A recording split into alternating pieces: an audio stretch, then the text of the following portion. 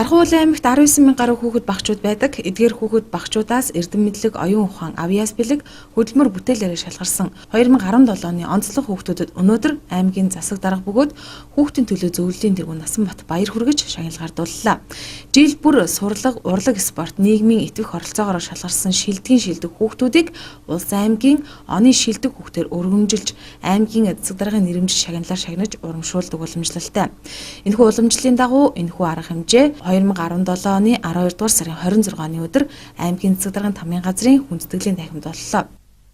Өөр өөрсдийнхөө сургууль соёл дээр өшөө илүү их эрдэм соёлыг түгэж, өшөө илүү их соёл спортоор өндөр амжилт гаргаж, бусдыгаа манлайлж, бусад хүүхдүүдтэй үлгэр жишээ болж, өөрсдийнхөө сурч мэдсэнийг үе тэнгийнхаа хүүхд багчууд, найз нөхөддөө өшөө сургаж, өшөө багш нартай тусалж, багш нарынхаа тавьсан даалгавруудыг цаг ямагт чанартай биелүүлж улам өндөр амжилтуудыг гаргах нь та бүхдийн төдийгүй нийгэм хүлээж байгаа. Түүн дотроо дарханчуудыг бидний өмнө хүлээж байгаа ийм үүргээ гэж ингэж ойлгож цаашдынхаа бэлтгэл, сурлага хүмүүжилтэд өндөр амжилт гаргахыг та бүхтөөсөө хичээнгүйлэн хүсэж байна.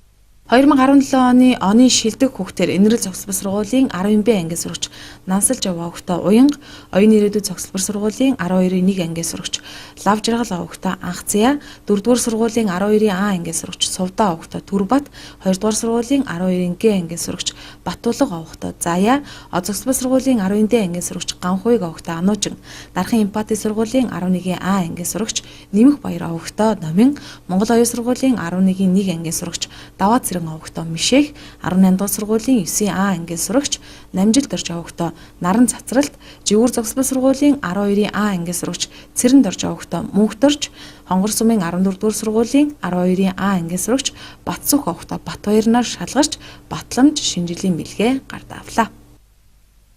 Ирээдүйн зорилгоо болохоор хувцас загвар дизайнерын төрлөөр ингээд шийдсэн учраас хувцас загварынхаа тэмцээн уралдаанд маш олон тэмцээн уралдаанд орж исэн. Тэгээд урлаг эрдэм фэшн институтийн 2 урлагтай. Тэгээд бүгд төвийн бүсийн хаврын гоёл 2017 болон үндэслэж 2017 16 тэмцээний гран при шагнал хүртээсэн.